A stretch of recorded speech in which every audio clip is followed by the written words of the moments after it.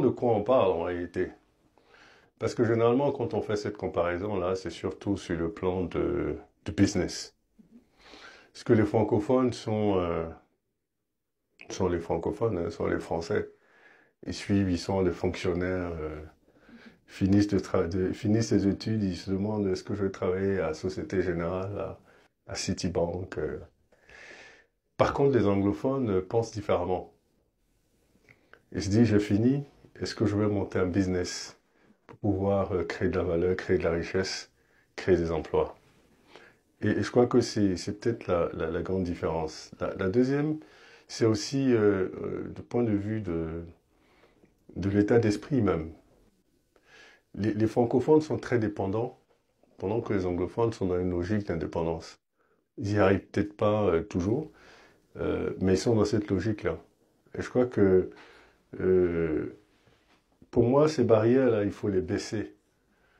Il faut les baisser, c'est extrêmement important parce que tout ça, ce sont des barrières qui sont des barrières artificielles qui nous séparent.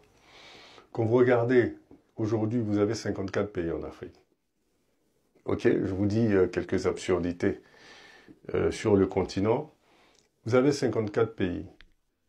Vous avez, quand vous êtes au Cameroun, vous ne pouvez pas emprunter en Côte d'Ivoire. Vous ne pouvez pas emprunter au Nigeria.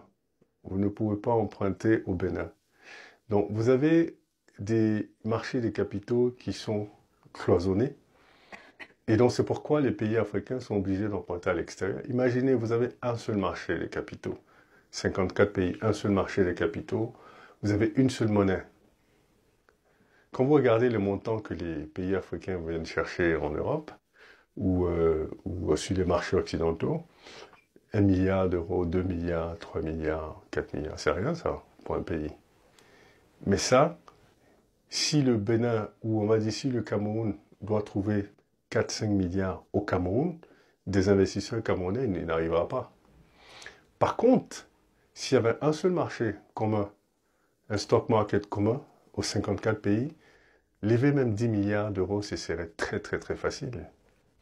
Donc on a toutes ces barrières là en Afrique, barrière des visas par exemple.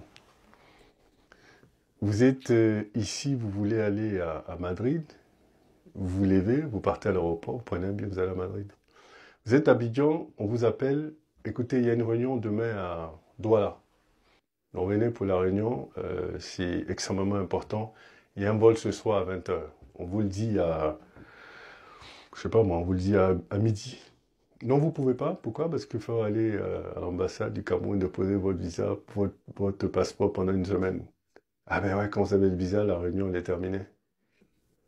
Ouais, la réunion elle est terminée, c'était le lendemain. Donc évidemment, on a toutes ces barrières là, inutiles en réalité, qui finissent par nous diviser. Donc anglophone, francophone, tout ça, évidemment, toutes ces barrières là